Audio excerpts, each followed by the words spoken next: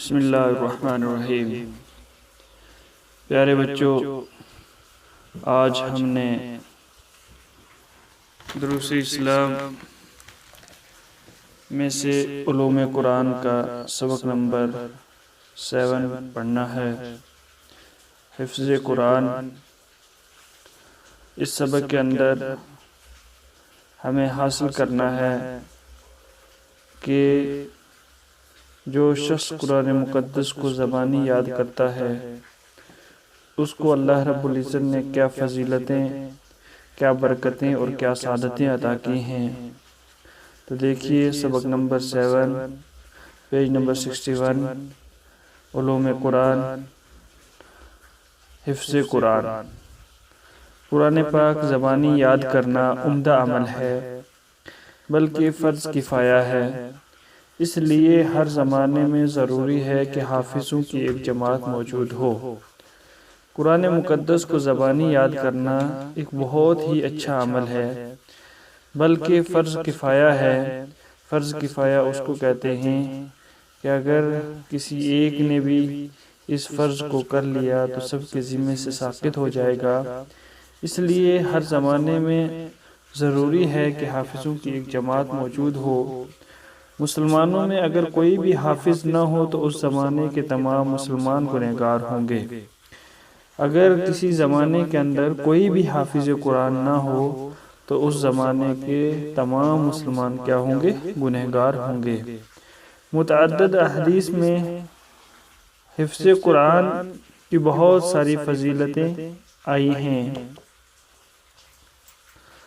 سب سے پہلے حفاظ عرش کے سائے میں ہوں گے۔ حضور اکرم صلی اللہ تعالی علیہ وسلم نے فرمایا، حافظ قرآن اس دن جس دن کسی کا سایہ نہ ہوگا اللہ کے سائے میں ہوں گے۔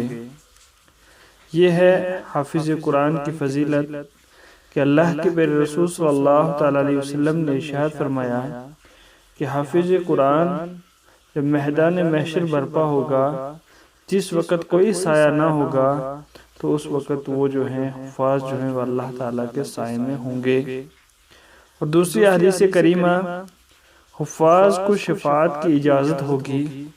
رسول اللہ صلی اللہ تعالیٰ علیہ وسلم نے ارشاد فرمایا کہ جس نے قرآن پڑھا اور اسے زبانی یاد کیا، اس کے حلال کردہ کو حلال جانا اور حرام کردہ کو حرام جانا تو اللہ تعالیٰ اسے جنت میں داخل فرمائے گا۔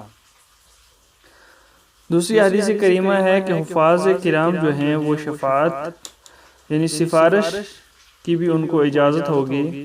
تو اللہ کے پیارے رسول صلی اللہ تعالی علیہ وسلم نے ارشاد فرمایا، جس نے قرآن پڑھا اور اس سے زبانی یاد کیا اور اس میں قرآن مقدس کے اندر جو چیزیں حلال ہیں ان کو حلال جانا اور جو چیزیں حرام ہیں ان کو حرام جانا تو اللہ تعالیٰ اسے جنت میں داخل فرمائے گا، اور اسے 10 ایسے اس کے گھر والوں کی شفاعت کی اجازت مرحمت فرمائے گا جن پر دوزخ واجب ہو چکی ہوگی۔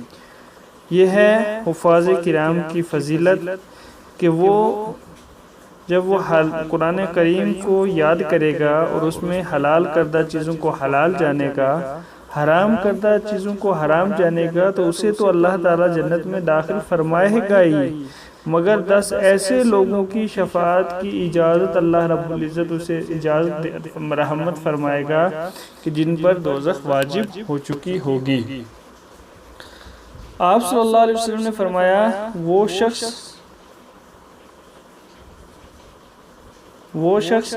رسول اللہ صلی اللہ علیہ وسلم نے اس شخص کی مذمت فرمائی کہ جس نے قرآن مجید میں سے کچھ بھی یاد نہ کیا۔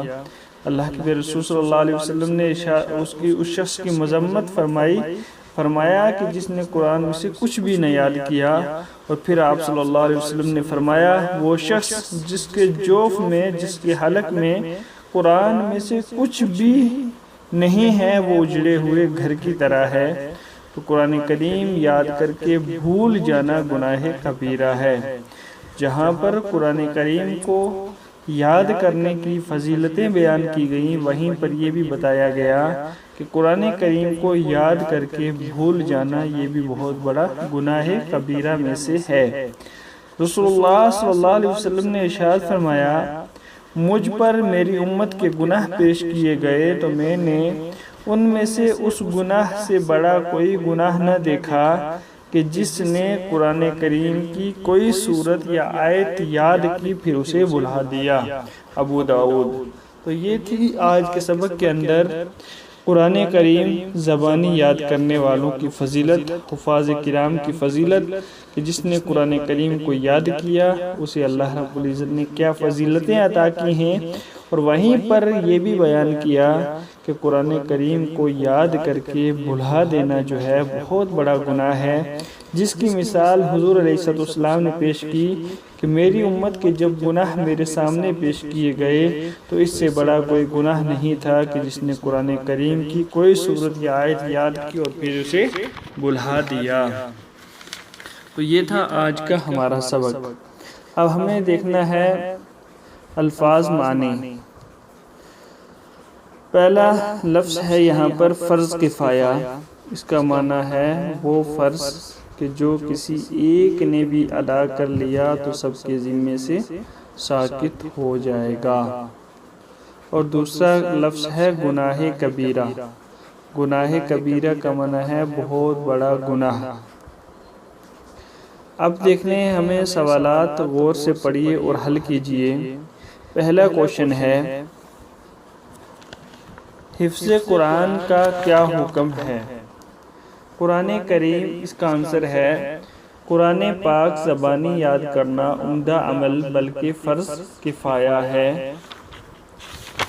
دوسرا کوشچن ہے، اس زمانے کے تمام مسلمان گنہگار ہوں گے کس زمانے کے؟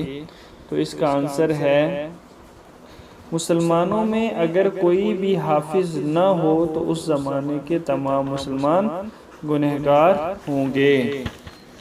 کوشچن نمبر 3 ہے، حفظ قرآن کے فضائل میں سے کوئی فضیلت بتائیے۔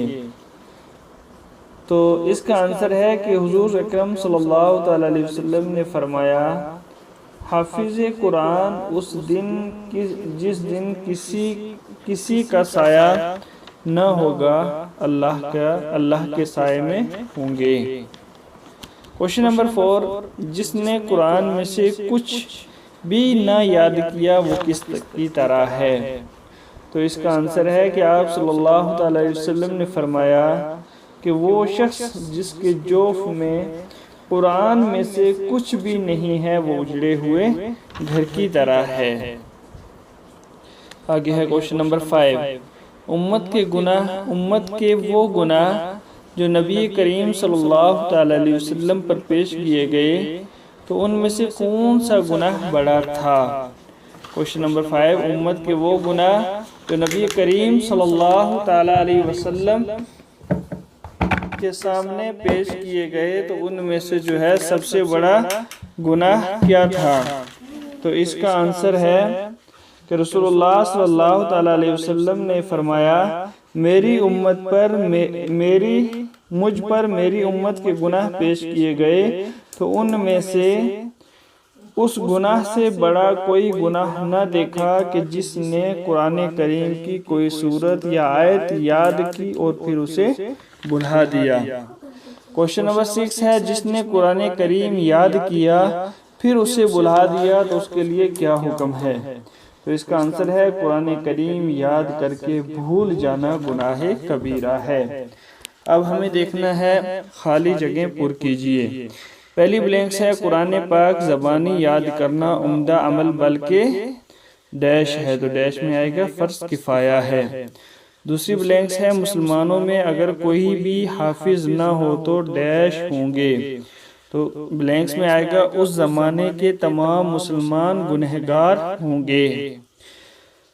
تھرڈ بلینکس ہے حفاظ ڈیش میں ہوں گے، عرش کے سائے میں ہوں گے۔ بلینکس 4، حفاظ کو ڈیش کی اجازت ہوگی، بلینکس میں آئے گا شفاعت کی اجازت ہوگی۔ قرآن پانچویں بلینک ہے قرآن کریم یاد کر کے بھول جانا ڈیش ہے، گناہ کبیرہ ہے۔ تو یہ تھا آج کا ہمارا سبق۔